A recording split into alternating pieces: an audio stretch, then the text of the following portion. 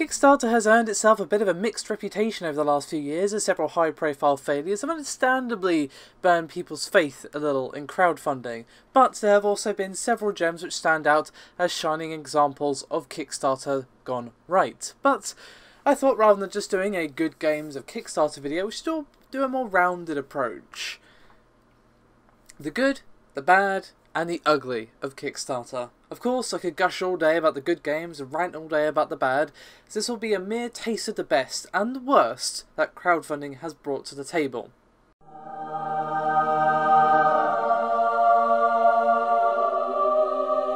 Many good games have been released thanks to Kickstarter. If it wasn't for this new platform, a lot of good games that we now consider must-plays might not have ever been released. But a lot of games kind of snuck under the radar for many, and there are probably more than a few that some didn't know were even crowdfunded at all. One of these for me was Darkest Dungeon. Yes, I know I can't seem to shut up about this game, but that's because it's really good and also quite unique. When I first got caught up in the hype surrounding it, I had no idea it had even been crowdfunded, but I'm really thankful that it did. I have poured way too many into the dark, Lovecraftian turn-based RPG, and thanks to the brand new DLC, I'm probably going to pour in many more as well. Our next title is quite different from the dreary dungeons of Red Hook's game, but it's no less unique. Superhot is without rival, really. The base idea, time only moves when you do, is so interesting and lends a very unique combat style to this rather basic yet clean looking FPS. It turns it into a strategy game of sorts, where you can pull off stuff like dodging enemy bullets, punching a guy in the face, stealing his gun and then using it to murder all of his friends. Top that with a weird meta-narrative, and you really have to bow down and thank the polygon gods for this one. Our next entry is a bit less strange, but no less worth mentioning. Shovel Knight is often brought up as a very worthy example of retro done right. With a lot of retro games, those who grew up with them can't really help but wear nostalgia goggles, or at least a nostalgia monocle. But Shovel Knight is a great example of what made those 2D platformers great, but with enough modern influences to iron out a lot of the problems that those games suffered from. A lot of the issue with Kickstarter is, I think, yeah, let's replay that game that I loved as a kid, and then obviously they come warts and all. We kind of forgot about the warts because it's been years and we were a kid at the time and not as experienced in games. Shovel Knight is a great example of those old games, but with enough knowledge brought to the table to just make it a much better experience. Before moving on to our second category, however, let's look at one last entry in the pile of good games. All of our entries so far have been newcomers to the gaming industry, but our final entry saw the revival of quite a revered franchise, and to be frank, a rather quiet genre. It is, of course, Wasteland 2. The original game was, of course, the inspiration for Fallout, but the classic CRPG finally saw a revival after over 25 years. After such a long wait, fans were understandably both excited and nervous, but thankfully in exile were the heroes we needed, and they brought the long-awaited return of a truly PC-focused RPG in that wonderfully apocalyptic setting. If there's one thing we can thank Kickstarter for a lot for over the last couple of years, that is reviving lost franchises and lost genres, but the attempt at that has given us a few bumbles, shall we, as we move on to...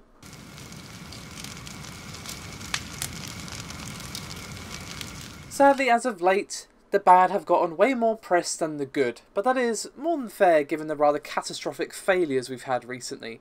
But some of these will be resigned to the ugly pile. For now, let's probably start with the game you all thought of when I said bad Kickstarter games, Mighty No. 9. I won't lie, I toyed with putting this in the ugly pile, but when you see the games that live there, you'll understand why I didn't. The true failure of this one is more than the game itself. It is in fact that the game was delayed, and delayed, and delayed, until finally coming out in a rather sorry state. But of course, there's more. There's the hilariously bad advert that asks us to make the bad guys cry like an anime fan on prom night, perhaps forgetting that an awful lot of gamers are also anime fans. Even if you aren't, you can't deny the true awfulness of this ad. Also, to this day, several of the Kickstarter awards have not been delivered as well, and when they have been, it's been less than optimal, shall we say. This, combined with the game seemingly pissing all over everyone's dreams for a successor to Mega Man, Mighty No. 9 is like a horrible stench that you'll never quite be rid of. Our next entry is a little outside our remit as I am talking about games, but I'll be remiss not to mention the Ouya here. When talking about the worst things to come out of Kickstarter, this just has to get a mention. The idea behind the console was a good one, in theory.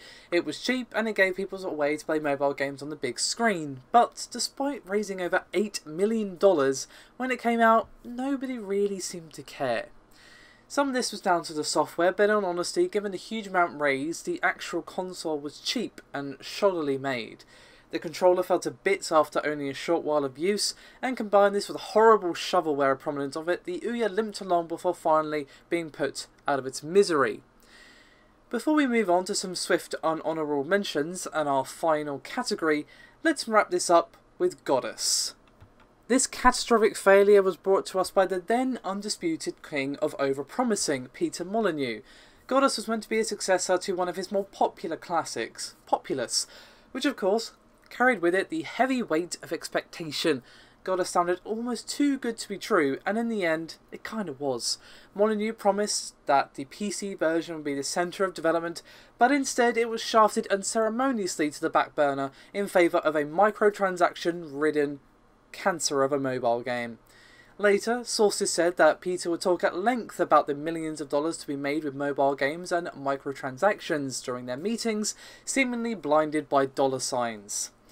Later it became clear that the money gained on Kickstarter was being spread far too thin by the ambitious Goddess, and of course the shit covering on this garbage cake was the ultimate insult to Brian Henderson. He was promised to be a virtual god within the god game that was promised, as well as even getting some of the revenue. Both things never surfaced, alongside the promised multiplayer and Linux versions. The first entrant to our final segment is none other than Fur Fun, a game which is sadly stuffed with stolen assets. It appeared on Kickstarter under the name QP Jazzy and was touted to be another spiritual successor to Banjo-Kazooie, perhaps in an attempt to ride the same wave that saw Yooka-Laylee eventually to success.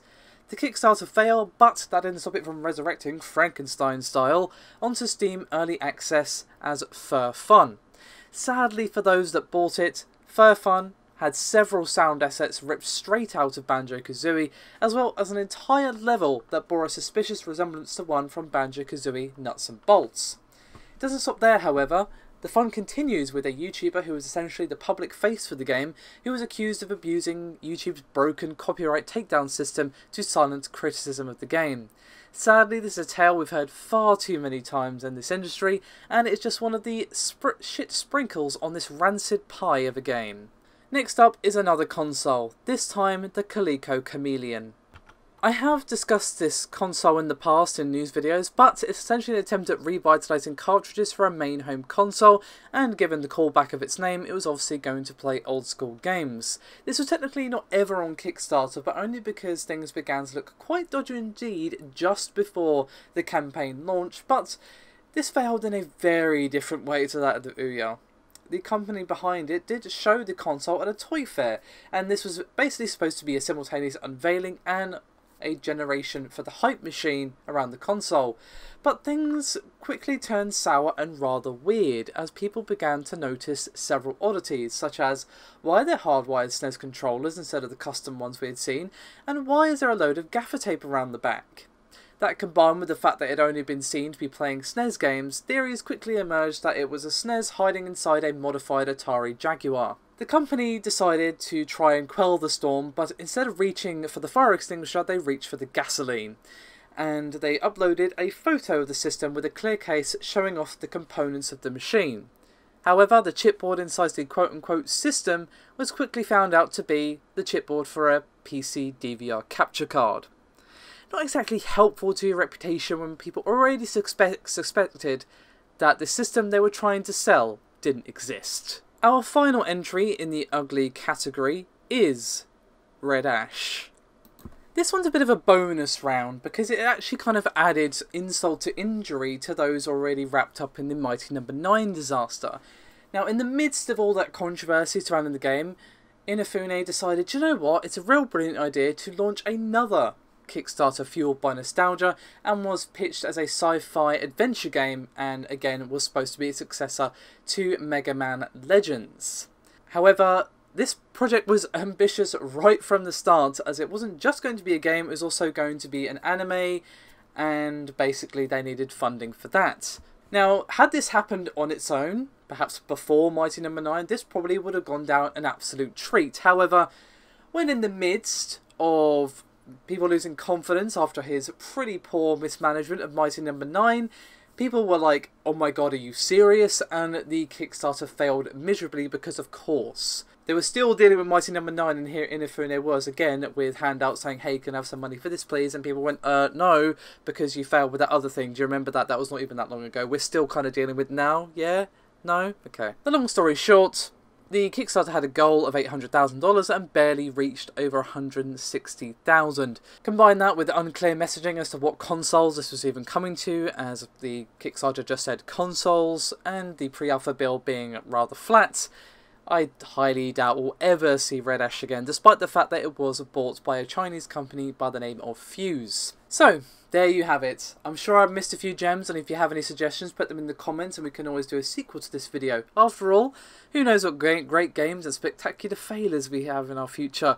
But a few honourable mentions go to games like Undertale, and of course games like FTL, Banner Saga. There's a ton of good Kickstarter games and bad ones that I didn't mention here, so do feel free to let me know your opinions for our next video. I'll probably wait a while before doing another one of these, as I do kind of want to give some new games a chance to come out. But that's me done for this video. Thank you very much for watching, and I'll see you next time.